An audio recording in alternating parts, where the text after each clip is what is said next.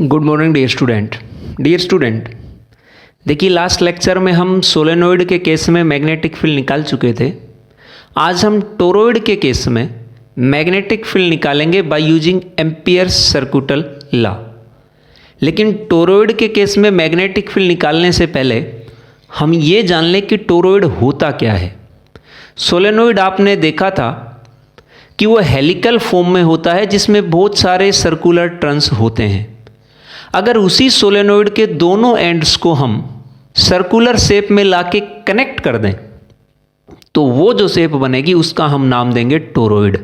जैसे स्प्रिंग होता है हमारा, सीधा स्प्रिंग सोलेनोइड का काम करेगा। लेकिन जैसे ही हम उन दोनों एंड्स को, स्प्रिंग के दोनों एंड्स को कनेक्ट कर देंगे तो वो सर्कुलर शेप में जो शेप आएगी स्प्रिंग की, उसी का नाम बनेगा टोरॉइड। सो देखिए, सबसे पहले टोरॉइड क्या है।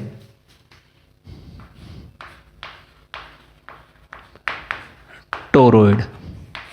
If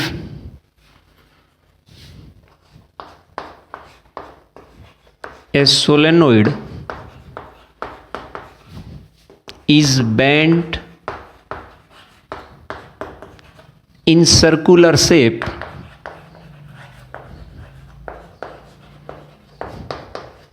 and its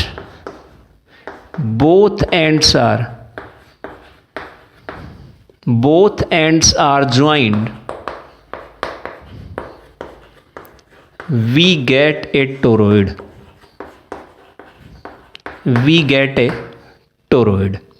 देखिए, जो सोलेनोइड था हमारा, वो सोलेनोइड तो था कुछ इस तरह से।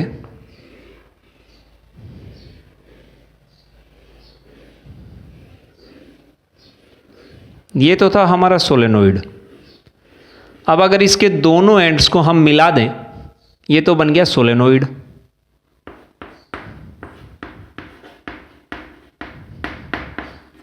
अगर इसके दोनों एंड्स को मिला दें और ये सर्कुलर शेप में जब बनेगा तो वो जो सर्कुलर शेप में जो हमें मिलेगा वो कुछ आएगा इस तरह से।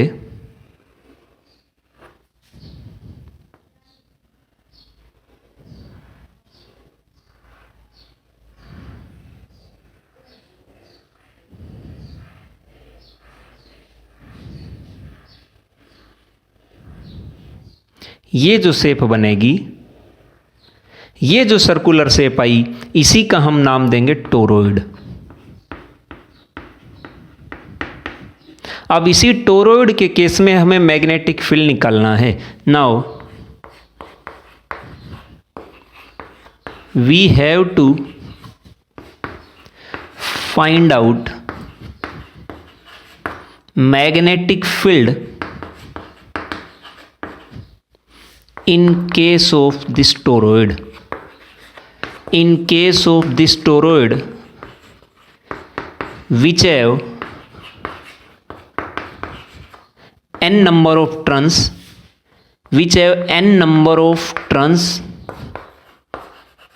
and current through each turn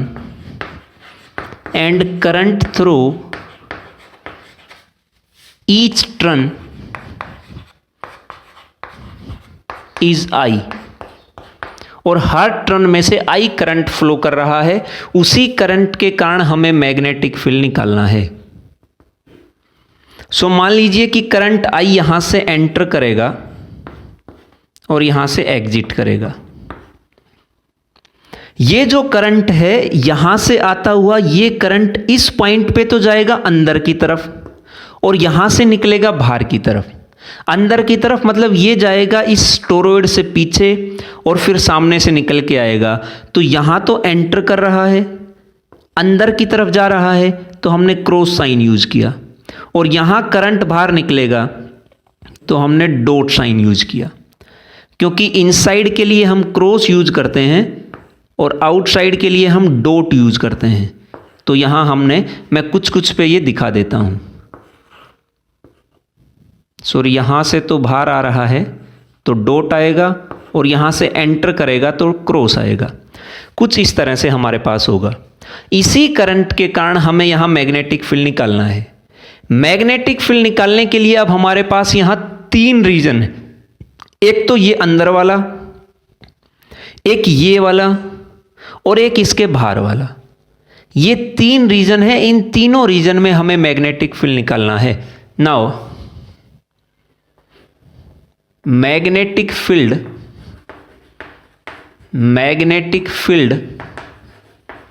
inside the toroid.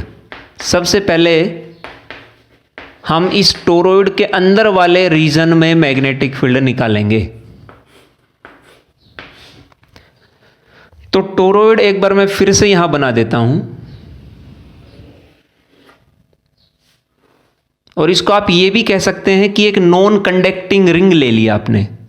मान लीजिए कि ये नॉन कंडक्टिंग रिंग है। इस नॉन कंडक्टिंग रिंग पे आपने एक कंडक्टिंग वायर को वाउंड करा दिया है कुछ इस तरह से। तो भी जो शेप बनेगी वो हमारे पास सोलेनोइड की आएगी। करंट यहां से एंटर कर रहा था I और एग्जिट कर रहा था I। नंबर ऑफ टर्न्स है N। सबसे पहले ये इसका सेंटर हो गया है। मैं इस पॉइंट पे नाम दे दिया P और मैग्नेटिक फील्ड निकालना चाहता हूं। आप देखिए क्या ये point P inside this toroid नहीं है? तो इनसाइड रीजन में हम मैग्नेटिक फील्ड निकालेंगे और by using Ampere circuital law. तो एम्पियर सर्कुटल लॉ क्या कहता है? एम्पियर सर्कुटल लॉ, जिसके according B dot DL equals to mu naught I enclosed. तो B और DL डॉट हटाने के लिए दोनों की डायरेक्शन सेम होगी। मैग्नेटिक फील्ड की डायरेक्शन और इस DL करंट एलिमेंट की डायरेक्शन सेम होगी, तो हम डॉट हटा देंगे। और डायरेक्शन सेम कैसे होती है? B भी टेंजेंशियल था, DL भी टेंजेंशियल। तो यहां पे दोनों टेंजेंशियल, दोनों में एंगल 0 डिग्री, तो डॉट हटेगा, कोस 0 की जगह बनेगा 1। तो ये हमारे पास B DL equals to mu naught I enclosed. फिर सबसे पहले यहां डॉट हटाने से भी पहले हमें जिस पॉइंट पे मैग्नेटिक फील्ड निकालना है उस पॉइंट पे हम एक एम्पीरियन लूप ड्रॉ करेंगे। तो इस पॉइंट पे हमने ये एम्पीरियन लूप ड्रॉ कर दी और इस एम्पीरियन लूप की हमने रेडियस मान ली है R, स्मॉल r हमने रेडियस मान ली। तो यहां पे इस एम्पीरियन लूप पे मैग्नेटिक फील्ड और DL दोनों टेंजेंशियल, तो डॉट हटा दिया, BDL आ गया। फिर उसके बाद B इस पूरे एम्पीरियन लूप पे कांस्टेंट रहेगा, तो इंटीग्रेशन से बाहर रखा और अंदर बचा DL equals to mu naught I enclosed. इस पूरे एम्पीरियन लूप की टोटल लेंथ कितनी है? रेडियस अगर R है तो लेंथ बनेगी 2 पाई R। तो ये B into 2 pi R equals to mu naught I enclosed. हम लेफ्ट हैंड साइड सोल्व कर चुके हैं। राइट हैंड साइड में देखिए, म्यू नॉट तो ऐसे ही रहेगा, I इनक्लोज कितना रखें? क्या इस एम्पीरियन लूप के अंदर कोई करंट है? करंट तो सारा इसके बाहर रह गया है, क्योंकि ये वायर्स तो यहां है। तो इस एम्पीरियन लूप के अंदर तो करंट है ही नहीं। करंट नहीं, इसका मतलब I इनक्लोज की value 0। I enclose 0, something up into 0, 0 बनेगा। तो B equals to 0।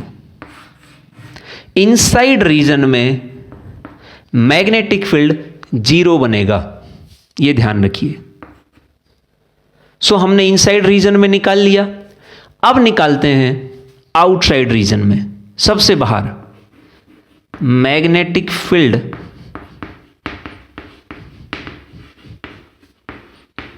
Outside the toroid.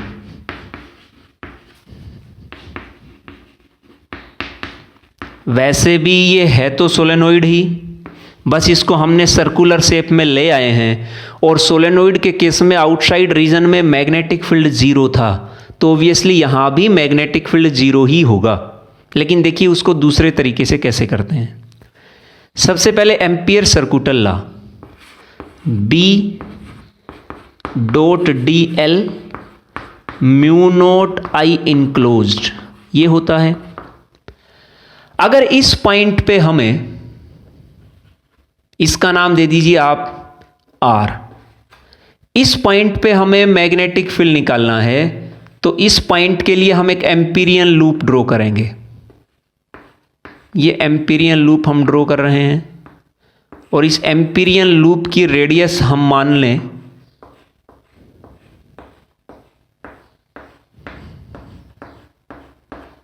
Empyrean loop की रेडियस हमने मान ली है R1 मान लो, चाहे R भी मान सकते हो। R इसलिए नहीं माना क्योंकि यहां भी R था, तो इसमें कंफ्यूजन नहीं होगा।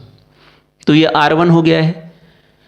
अब यहां इस एम्पीरियन लूप के ऊपर मैग्नेटिक फील्ड टेंजेंशियल रहेगा और डीएल भी टेंजेंशियल रहेगा, तो दोनों में से हम डॉट हटा देंगे। डॉट हटाएंगे तो ये बनेगा B D L equals to mu naught I enclosed. अब वैसे पहले आप मैग्नेटिक फील्ड की इसमें डायरेक्शन देख लो। करंट यहां से एंटर कर रहा है और यहां से एग्जिट।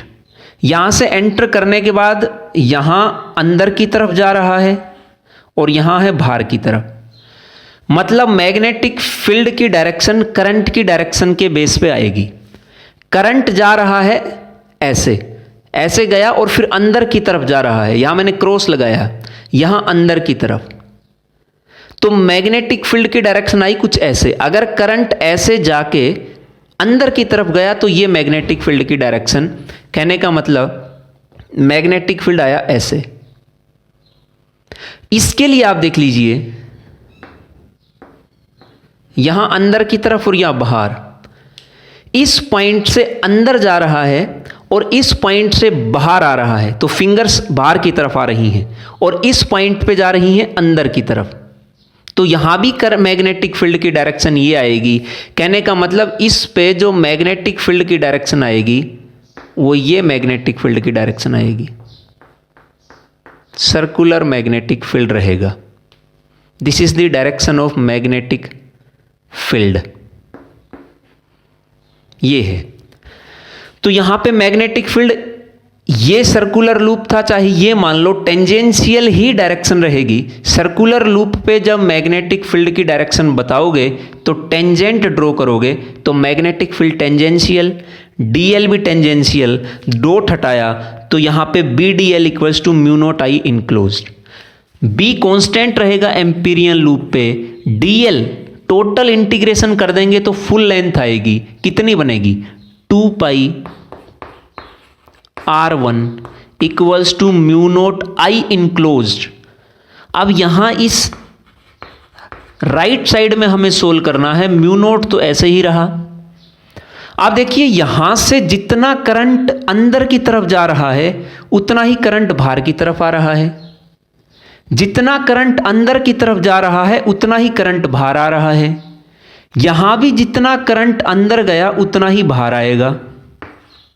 यहां भी जितना करंट अंदर गया उतना ही बाहर आएगा। कहने का मतलब जो टोटल करंट यहां बनेगा, अगर एक को हम प्लस मान लें, एक को माइनस मान लें, जो बाहर आ रहा है उसको हमने प्लस नाम दिया, जो अंदर जा रहा है उसको माइनस नाम दिया। टोटल को ऐड करोगे तो एक प्लस एक माइनस दोनों इक्वल होने के कारण कैंसिल आउट और टोटल करंट हमें यहां मिलेगा 0। तो इस पूरे एम्पीरियन लूप के अंदर नेट करंट बनेगा 0। I enclose 0, I enclose equals to 0। I enclose 0 तो यहां भी मैग्नेटिक फील्ड बनेगा 0। ये आउटसाइड रीजन में है, ध्यान रखिए। अब बचता है कि यहां ये जो सर्कुलर शेप है इसके बीच में कितना मैग्नेटिक फील्ड आएगा, यहां देखिए। और यहां हम पॉइंट का नाम दे देते हैं। ये पॉइंट हमने मान लिया और ये पॉइंट आ गया Q। इस Q पॉइंट पे हम मैग्नेटिक फील्ड निकालना चाहते हैं। सो ये है magnetic field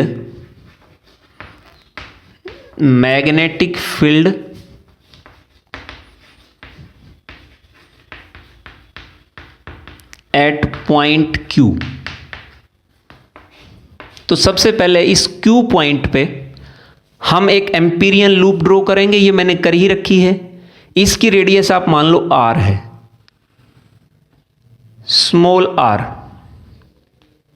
this is the radius of this Amperian loop which is passing through this point Q and we have to find out magnetic field at this point Q। इसी point पे हमें magnetic field निकालना है। तो सबसे पहले B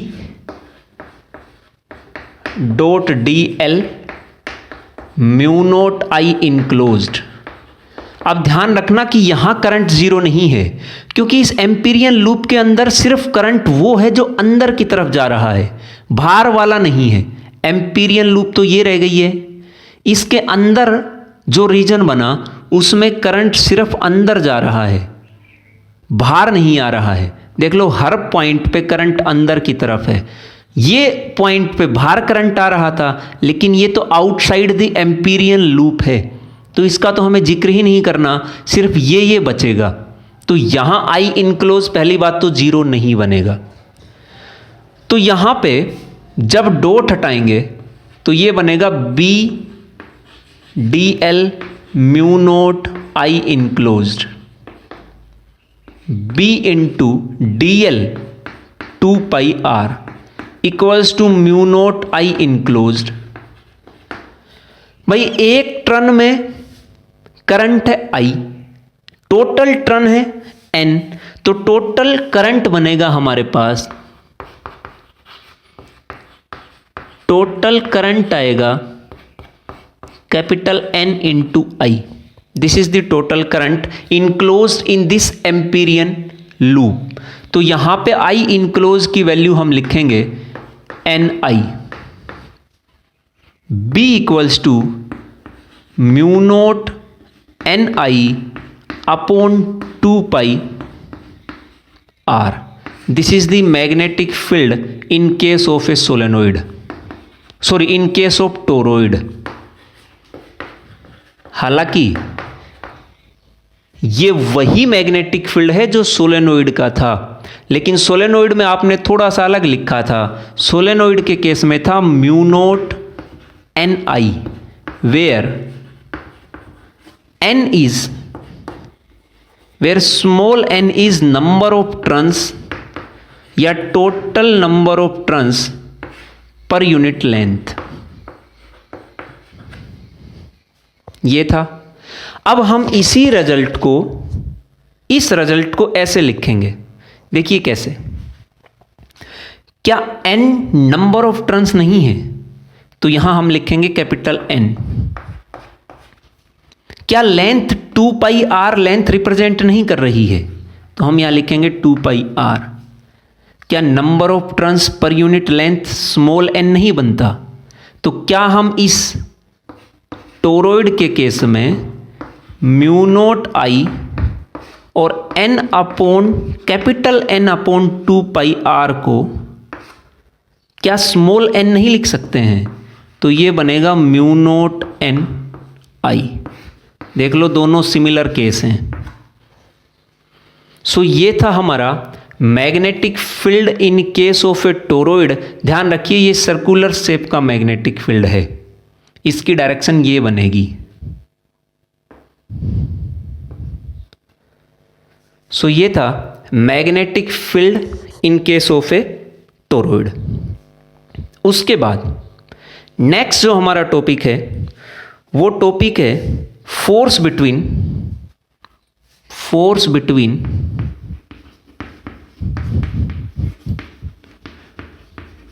to long current carrying wire या conductor आप इनका नाम दे सकते हो।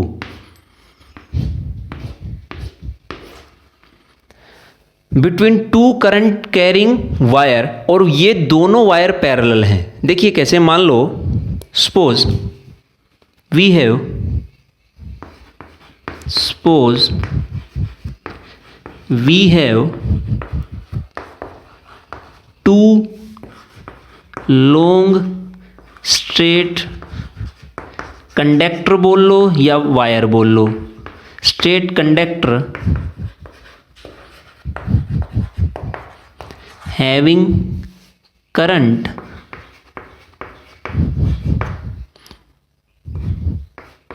I1 and I2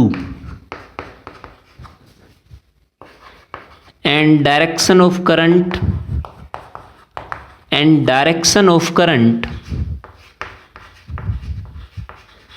is same in both। मतलब जो करंट है वो पैरेलल है, दोनों स्ट्रेट कंडक्टर में सेम डायरेक्शन में करंट फ्लो कर रहा है, दोनों पैरेलल रखे हैं, तो उन दोनों के बीच कितना फोर्स लगेगा वो हमें निकालना है इस टॉपिक के अंदर। सो आप देखिए यहां से हम करते हैं इसको,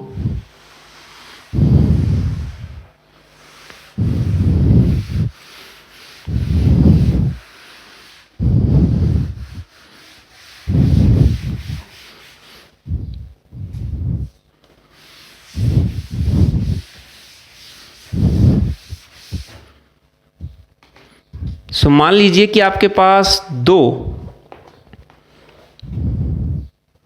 स्ट्रेट कंडक्टर हैं, लॉन्ग स्ट्रेट कंडक्टर, दोनों में करंट, दोनों पैरेलल रखे हैं और दोनों में सेम डायरेक्शन में करंट फ्लो कर रहा है। इसका नाम हमने ए दे दिया, इसका नाम हमने बी दे दिया। करंट इसमें भी अपवर्ड डायरेक्शन में फ्लो करेगा I1 और इसमें भी अपवर्ड डायरेक्शन में फ्लो करेगा I2। दोनों पैरेलल हैं, इन दोनों के बीच फोर्स लगेगा, वो फोर्स निकालना है कितना लगेगा। पहली बात तो ये कि फोर्स लगेगा क्यों? फोर्स इसलिए लगेगा क्योंकि इस कंडक्टर के अंदर से करंट फ्लो हो रहा है, तो इस कंडक्टर के करंट के कारण कुछ ना कुछ मैग्नेटिक फील्ड तो होगा, और उस मैग्नेटिक फील्ड के अंदर जब हम ये दूसरा कंडक्टर रखेंगे, करंट कैरिंग कंडक्टर, तो फोर्स लगता है। वो आप पढ़ चुके हैं कि जब भी हम एक करंट कैरिंग कंडक्टर को मैग्नेटिक फील्ड में रखें तो मैग्नेटिक फील्ड फोर्स लगाएगा। इसका मैग्नेटिक फील्ड इस पे फोर्स लगाएगा और इस करंट का मैग्नेटिक फील्ड इस कंडक्टर पे फोर्स लगाएगा। वो फोर्स हमें निकालना है कि कितना लगेगा और क्या डायरेक्शन होगी। सो आप देखिए, सबसे पहले मैग्नेटिक फील्ड ऑफ कंडक्टर ए कितना होगा? ये लॉन्ग कंडक्टर है, इनफाइनाइट कंडक्टर हम इसको मान के चलेंगे। तो यहां पे इनफाइनाइट कंडक्टर के केस में हम मैग्नेटिक फील्ड पढ़ चुके हैं। फर्स्ट कंडक्टर है या ए कंडक्टर नाम दिया, तो इसका हमने नाम दिया बी ए।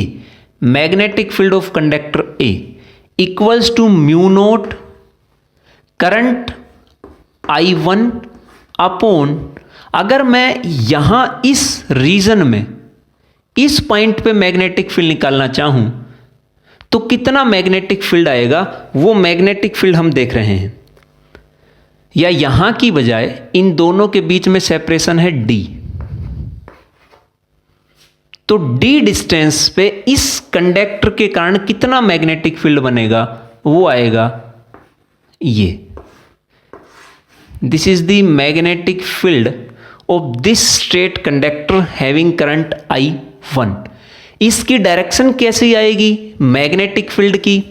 करंट फ्लो कर रहा है अपवर्ड डायरेक्शन में, पॉइंट ऑफ कैलकुलेशन इस तरफ लिया है हमने, क्योंकि ये कंडक्टर इस तरफ रखा है तो हम इसी तरफ मैग्नेटिक फील्ड निकालेंगे इसका। तो मैग्नेटिक फील्ड किस तरफ आएगा? करंट अपवर्ड डायरेक्शन में, पॉइंट ऑफ कैलकुलेशन इस तरफ, फिंगर्स रोटेट करेंगी तो अंदर की तरफ जा रही हैं, तो मैग्नेटिक फील्ड होगा इनसाइड द बोर्ड या इनटू द प्लेन। मान लो कि ये है हमारा वाई एक्सिस, ये है एक्स एक्सिस और ये है जेड एक्सिस। तो पीछे की तरफ जो बन गया है, अंदर की तरफ जो जाएगा वो बनेगा -z। करंट था y एक्सिस में, मैग्नेटिक फील्ड आया हमारा -z। क्रॉस का मतलब है -z कैप या -k cap into the board का मतलब तो यही रहा। तो ये मैग्नेटिक फील्ड हमने निकाल लिया। d ही डिस्टेंस पे निकाला है और d ही डिस्टेंस पे सेकंड कंडक्टर रखा है। इस सेकंड कंडक्टर पे जिसमें से I2 करंट फ्लो कर रहा है, ये मैग्नेटिक फील्ड कुछ ना कुछ फोर्स लगाएगा। अब ये तो इनफाइनाइट लेंथ का है। मान लो कि आपने एक पोर्शन मान लिया जिसकी लेंथ है L। इस L लेंथ के पोर्शन पे ये मैग्नेटिक फील्ड कितना फोर्स लगाएगा, तो वो हमें निकालना है। नाउ मैग्नेटिक फोर्स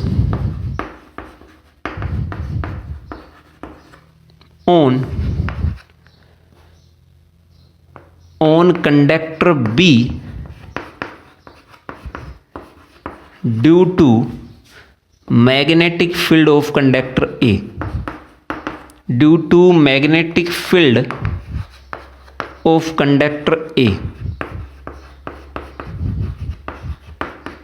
सो देखिए, एक मूविंग चार्ज पे, या हम ये कहें कि ये करंट के ऊपर जो मैग्नेटिक फील्ड फोर्स लगाता है वो आता है F = I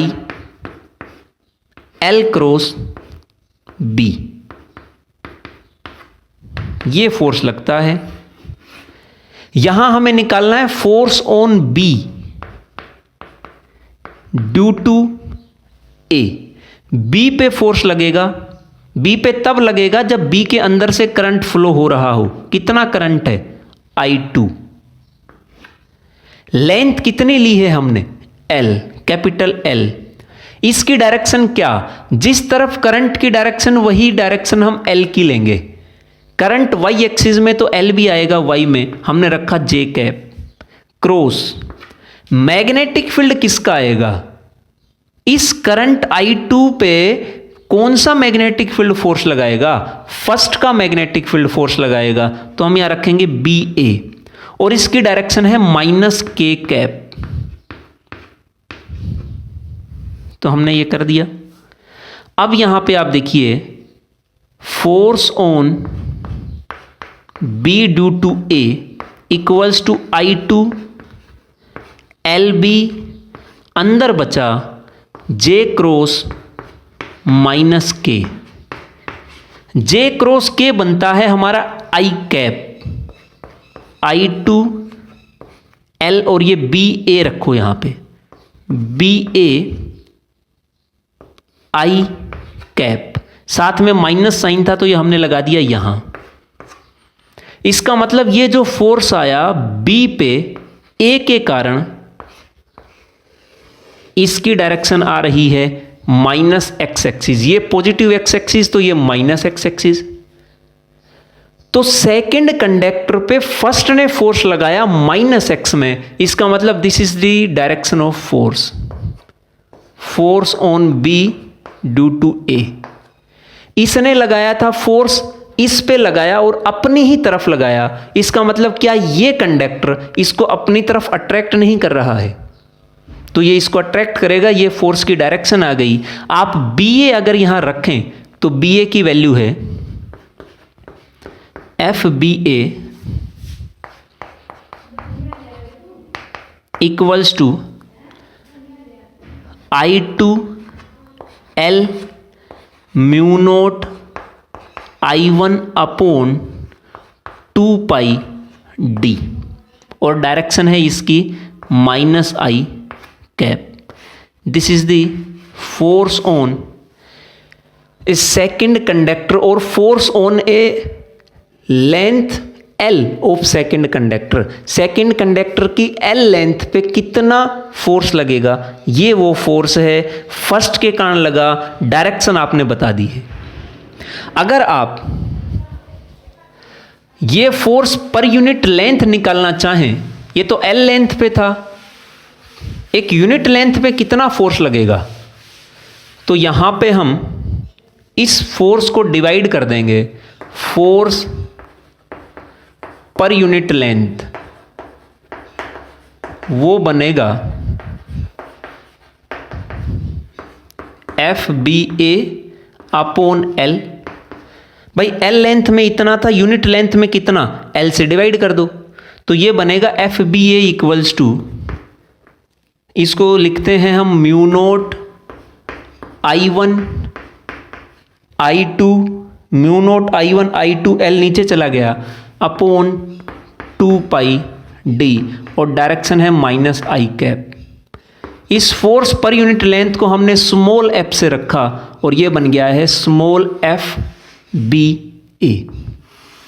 ये वो फोर्स है जो सेकंड कंडक्टर में फर्स्ट के कारण लगा।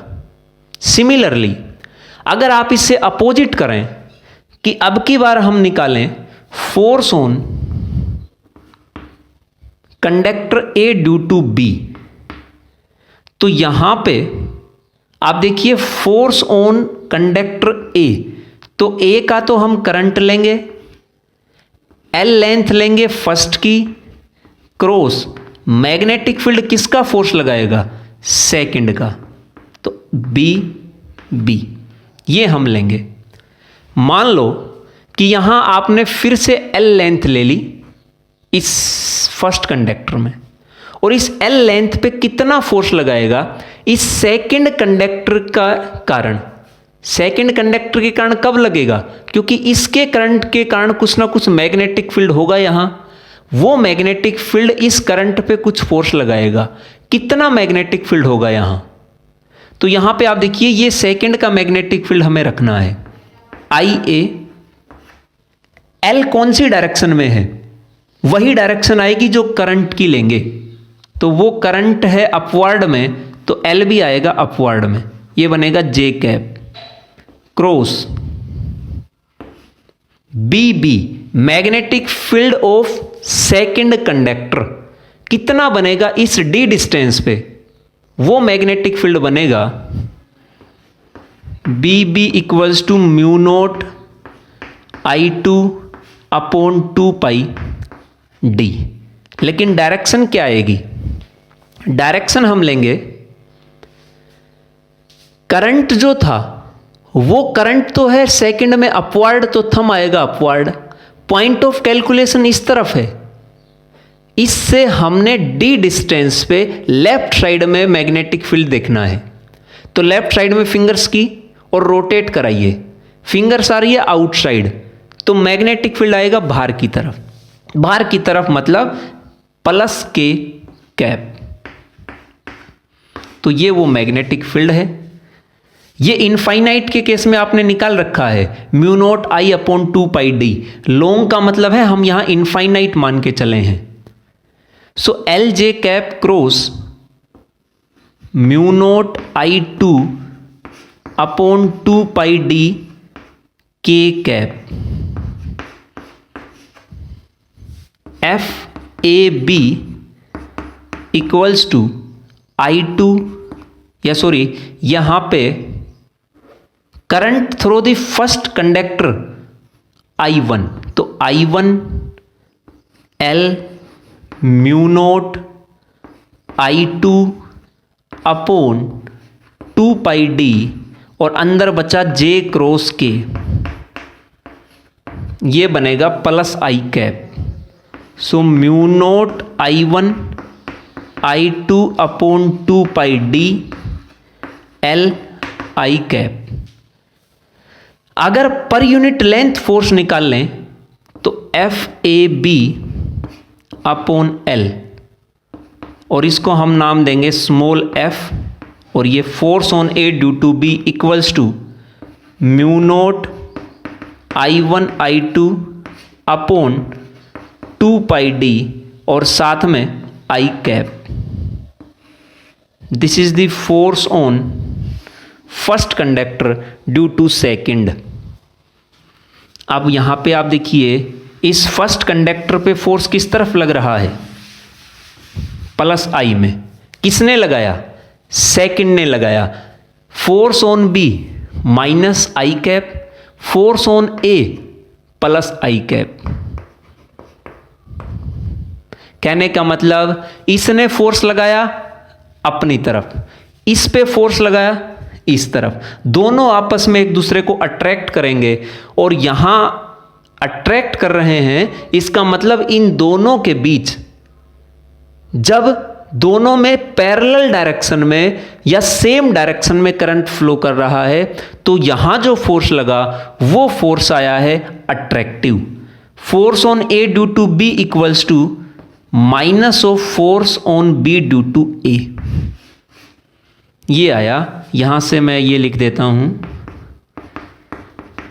दोनों में फोर्स सेम है लेकिन डायरेक्शन अपोजिट, इसका मतलब दोनों अट्रैक्टिव फोर्स हैं। जब पैरेलल डायरेक्शन में या सेम डायरेक्शन में करंट फ्लो करेगा, current in same direction, current in same direction, तो यहां पे हमें अट्रैक्टिव फोर्स मिलेगा उन दोनों कंडक्टर के बीच। अगर इससे अपोजिट कर दें तो, कि करंट को सेम नहीं अपोजिट डायरेक्शन में रखें, current in opposite direction, current in opposite direction, तो वो बनेगा रिपल्सिव। अट्रैक्टिव का मैं करवा चुका हूं, रिपल्सिव आप खुद करेंगे, करके देखेंगे, उसके बाद नेक्स्ट लेक्चर में मैं ये रिपल्सिव का केस भी करा दूंगा। लेकिन आज के लिए इतना ही काफ़ी है। ये हम देख चुके हैं कि जब दो पैरेलल कंडक्टर्स में सेम डायरेक्शन में करंट फ्लो हो तो दोनों के बीच अट्रैक्टिव फोर्स आएगा। अगर दोनों पैरेलल कंडक्टर्स में अपोजिट डायरेक्शन में करंट फ्लो हो तो फोर्स रिपल्सिव आएगा। मतलब एक में अगर करंट ऐसे है तो दूसरे में ऐसे, फोर्स बनेगा रिपल्सिव। उसको हम नेक्स्ट लेक्चर में करेंगे, तब तक आप इसको करके देख सकते हैं कि क्या रिपल्सिव फोर्स आएगा या नहीं। सो ये था आज का हमारा लेक्चर। आई होप कि आपको समझ आया होगा। ये इंटरेस्टिंग है, इम्पोर्टेंट भी है। सो इसको आप करिए। मिलते हैं नेक्स्ट लेक्चर में। Thank you.